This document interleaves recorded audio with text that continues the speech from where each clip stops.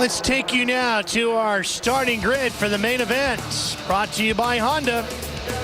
James Stewart, without a doubt, Jeff Emmick, the fastest rider in this building here tonight. Yeah, he was about a second and a half faster than Chad Reed's fastest time, but this is about racing to the checkered flag right now, and all you have to do to win the race is get there first. Doesn't have to necessarily have the fastest lap time, but it definitely helps.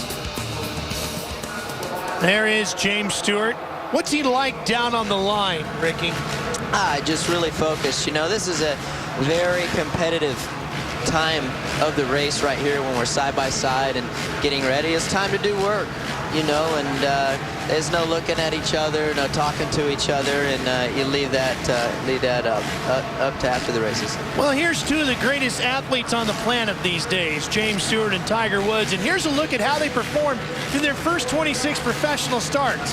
And James Stewart doing pretty good compared to the great Tiger Woods. 15 wins to Tiger's 6, an average finish of second for James, and Tiger 17. It's pretty impressive. Those guys have been pretty good, no doubt. There's Michael Byrne on the Rockstar Suzuki. You can see on top of his helmet is our onboard camera. Going to give us a great look off of his helmet. Now that's off the back of the bike.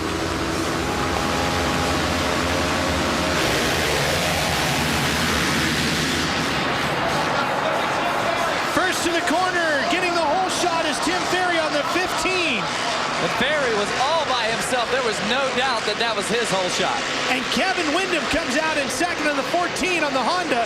And Ricky, you said this should be a good night for Kevin Windham. This is going to be a good night for him. I think the only guy he's going to have to worry about for that for the wood and getting third is Tim Ferry, and Tim Ferry looks like he wants it tonight.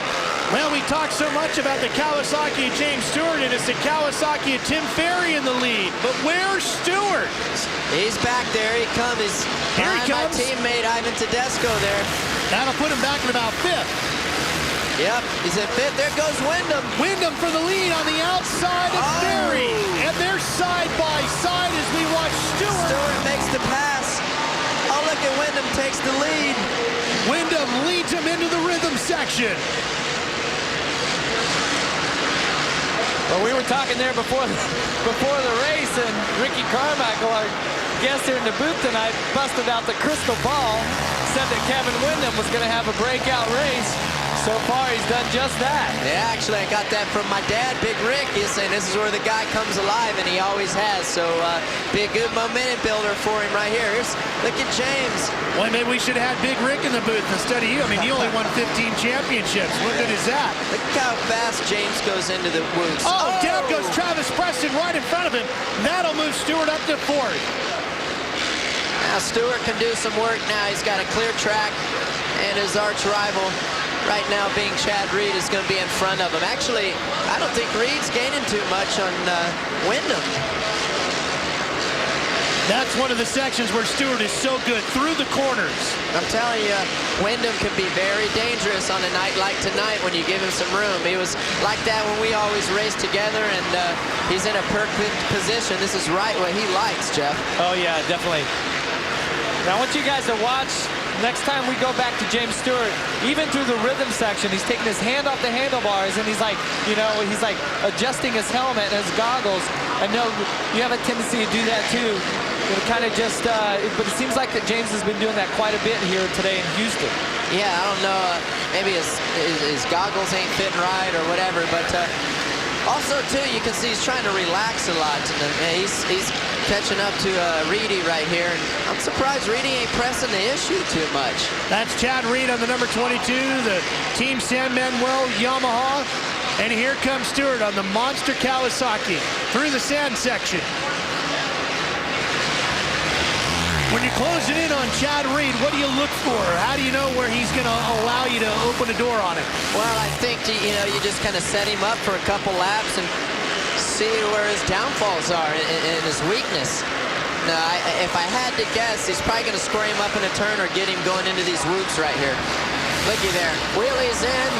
Oh, man. I called it. I got the crystal ball going, bro. I got it going. That is total commitment, isn't it? Yeah, I mean, he wheelied in there, and he's gone. He made his statement, and don't see no counter. Okay, watch through this next section here, Stewart. He carries so much momentum through this triple and over that. The last lap, I mean, he was like 2 bike lengths faster than the other guys. And now he's closing in on his own teammate, Tim Ferry, which means he's in third, chasing for second now. Meanwhile, Windham, his best lap, a 51.5.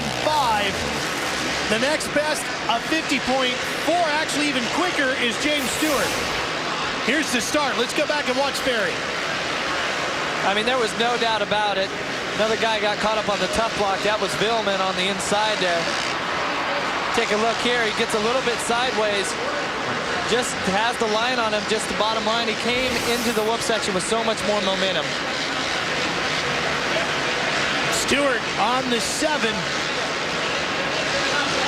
Right behind Windham now. You can see the gap. Stewart coming hard after Kevin Windham. And, well, maybe he's not feeling comfortable or something. They've worked very hard, Jeff, on getting that Team San Manuel Yamaha number 22 more comfortable for Reed. It seemed to really work last week, but maybe not so much this week. Well, I think he's picking it up right here. I think he hasn't just been quite as aggressive as what he needed to be. And now he's done seeing James Stewart pull away and pass all these guys. It's time to pull the trigger. Man, James, I don't even know where he is, but this is the race right here. I mean, Chad needs to get these points, man. Well, that'll put him back on the podium. He's up to third, but he's got a ways to go to catch Kevin Windham for second. Yeah, looks like Kevin Windham's pulled away from Ferry quite a bit as well. Uh-oh, look at this. Ferry trying to mount a challenge. Bust a move back. Not done yet is Tim Ferry. Oh, man. I mean, week after week, Ferry keeps upping his confidence and getting that feeling of belonging, running up front. You know, maybe right now his heart rate comes down a little bit. And he's thinking, hey, I can run with the 22 this weekend. But Chad jumped into that whoop section and gained a lot of time. Yeah, he did. Yeah, that was what we were talking about pre-race, is how they were skimming him earlier, but as the main event would go on, they get worn down, and it'd actually be a little bit faster to jump through him. Aaron, Tim Ferry having a pretty good run here tonight. Yeah, he most definitely is. He's looking really relaxed and extremely comfortable out on the track tonight, and the reason being, he said this afternoon, he moved him and his family back to Florida last Sunday. He said, I'm back in my hometown, I'm nice and relaxed, and I'm just starting to get back into the group. He said, I'm going to get stronger and stronger each and every weekend. Running very good.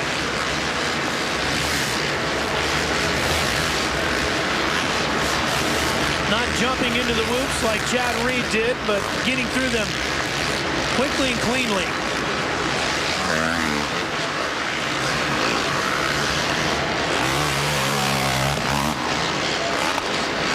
Oh, Ferry is looking pretty good, actually, in the points championship right now. In third, he's sitting pretty.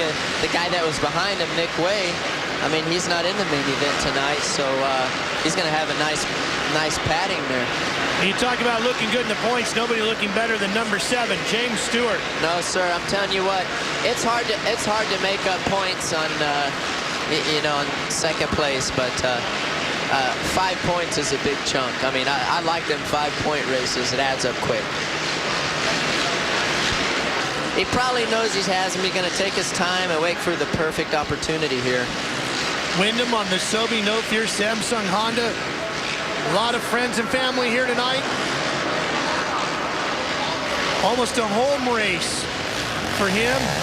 Rider out of Mississippi. I think Kevin might be running out of steam a little bit. You guys can see how he's standing up a lot and really laboring out of the turns. You see right there, I just kind of losing that spunk he had, so hopefully he can hold on and at least hang on. Here he goes, Chad going up the inside. K-Dub kind of counter-attacking there, just lets him go. Reed takes second, and a huge sigh of relief knowing that he stays just so much closer in this fight for the championship. That's right, I was saying earlier, the 3 points is a lot easier to deal with than 5. Well, it may be easier to deal with, but he's still giving up 3 points. I mean, he's losing 3 points each week to James Stewart by letting him win, or by him winning. So he says he feels good. He says he's healthy. He said he feels great on the bike. it's time to go beat James Stewart and take 3 points back. Absolutely. And I'm just trying to look at the bright side, man. You know, sometimes you got to look for the positives, and but you know, James is he's had another league tonight. There's no doubt about it. Ricky, you mentioned earlier, and you're the only guy to beat him twice this year. You said that James has brought a different riding style to the sport. What is it, and how do you do it? It's a lot more momentum. The back wheel is hardly ever sliding in the turn like back in the day. I say back in the day, but when I was racing, you know, 2 strokes in my first Supercross season, just always momentum and you know, using the torque rather than the clutch, and you know, and we're all changing. I've learned to be a better rider now from trying to duplicate what he does, and it's the new millennium. There he goes, shaking his hand again. I don't know what that's about. Maybe he's a little tight or Could something. it be arm pump? Yeah, could be there. There's Windham in 3rd, and when we talk about arm pump, Jeff, what are we talking about? What is that doing to the rider? Well, actually, it's from holding onto the handlebars with the grips. I mean, you know, holding onto the grips too tight, maybe not breathing, a lot of tension in your chest, and the forearms muscles will actually pump up. You know, makes it very hard to operate the hand controls, the levers, and the throttle.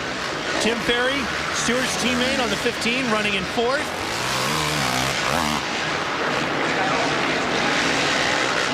Ferry's putting a pretty good ride tonight. I think it's just what everybody was expecting out of him, and he got up front there and ran with the lead and ran with the leaders. That's going to do a lot for his confidence.